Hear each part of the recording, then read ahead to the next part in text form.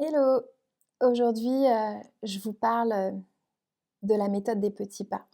Pourquoi la méthode des petits pas? Parce que d'une, j'en suis absolument convaincue que c'est comme ça que moi, j'ai réussi, à me sortir de mes traumas, de mon stress post-traumatique, que c'est comme ça que j'ai réussi à demander de l'aide, à travailler avec des professionnels de santé, et à avancer sur mon parcours aussi bien en tant que professionnelle qu'en tant que femme, en tant que maman. Voilà, j'avais juste envie de vous en parler aujourd'hui sur, cette façon de travailler petit pas par petit pas, déclic après déclic et de vous parler, un petit peu plus, de moi et de mon parcours. En fait, ce que j'aime à dire aussi, mais je pense que vous serez d'accord avec ça, c'est que certaines étapes mettent du temps à venir et on met du temps à les comprendre. Et il faut travailler sur cette culpabilité-là, en fait, de se dire que, c'est OK et que tout vient, quand c'est le juste moment. Il y a, quelques semaines, je suis partie en vacances loin de tout. Hem, J'en étais malade parce que, pendant des années, j'ai vécu, avec, une personne toxique et en fait, j'ai pris conscience justement que j'avais peur de ce voyage. Heu, mais que finalement, c'était pas du tout ce voyage qui me faisait peur et j'en ai pris conscience une fois que j'ai pu faire cette étape de faire tout ça toute seule. En fait, quand je partais, avec cet homme, j'avais peur de l'avion, j'avais peur de pas être chez moi, j'avais peur de tomber malade, d'avoir un accident, de me perdre, de perdre les passeports, enfin bon, c'était la folie, j'avais peur de tout, j'étais angoissée de tout, c'était la cata. Donc là, avant de partir, j'avais fait check-up complet, 25 fois, les passeports, les valises, tout, le check-in, les médicaments, les vêtements, le crème solaire anti-moustique, enfin la totale et puis le jour J arrive, je pars en tramway avec mes enfants, chose que je n'avais jamais fait auparavant puisque pour moi, c'était hyper important de tout contrôler, donc il fallait que je prenne la voiture parce que, si je prenais le tramway, qu'il y avait un problème avec le tramway, ça l'aurait pas fait, j'aurais été en retard, j'aurais pu louper l'avion et patati et patata. Enfin, je futurisais tout, c'était un truc de dingue et finalement, là, je me dis: «Beh non, ça sert à rien, puis de toute façon, je vais pas payer le parking, à la gare de Nantes, pendant 15 jours, c'est juste pas possible financièrement, donc j'y vais, je prends le tramway» et tout se passe bien, en fait. Tout se passe bien. Je rejoins, ma tante avec qui je partais en vacances, à la gare de Nantes. On prend le train pour arriver, à Paris, on dort à l'hôtel, puis en fait, tout se passe bien aussi, quoi.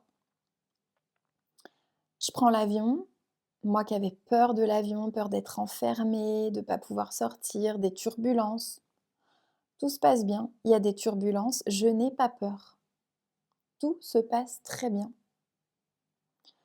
et je me dis: «Beh, génial, en fait» et puis, on arrive à l'hôtel, un premier hôtel, il y a une piscine.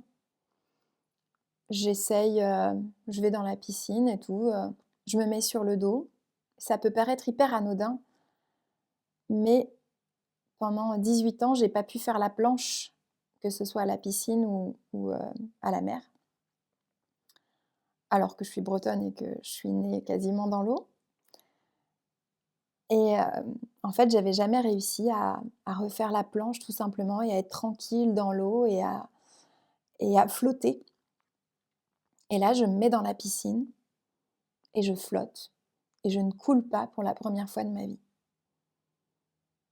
et je sentais un sentiment de sérénité et de plénitude, mais juste incroyable et on arrive, ensuite, dans le troisième hôtel où, là, on était vraiment très proche de la mer parce que dans les 2 autres hôtels, il y avait pas la mer et là, j'arrive, sur la plage, je fonce dans l'eau, je me baigne et dans la mer, malgré les vagues, je réussis à faire la planche aussi et je n'ai pas eu peur. Je n'ai pas eu peur non plus que mes 2 adolescents se baignent, et que, je sois pas en train de les regarder toutes les 2 secondes à me dire: «Oh là là, il va leur arriver quelque chose». J'étais en pleine confiance, ils savent nager, je les vois, tout va bien, mais pas plus de peur que ça. Et puis, un déclic. Je me dis: «Mais en fait, j'avais pas peur de l'avion. En fait, j'avais pas peur de faire l'étoile dans l'eau. J'avais pas peur d'être toute seule, en voyage. J'avais juste peur de cet homme. J'avais juste peur de ses réactions, de ses comportements, de la façon dont il se comportait avec moi et en fait, j'étais en train de réaliser ce qui se passait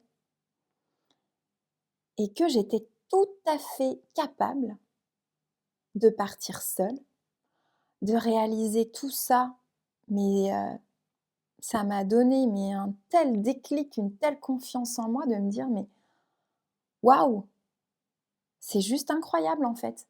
En fait, j'ai jamais eu besoin de lui comme il me l'a fait comprendre et comme il me l'a répété pendant des années, d'où mon épisode de podcast aussi sur la répétition qui permet l'intégration. Parce que, il m'avait tellement dit que j'étais pas capable, que de toute façon il fallait absolument qu'il soit là parce que sans lui, j'étais capable de rien et que ça rien que sa présence me faisait peur, finalement j'avais associé ça au fait que je n'étais capable de rien faire et donc en faisant ce voyage à l'autre bout de la planète, j'ai pris conscience que, petit pas par petit pas, j'étais capable de faire des choses, bien évidemment.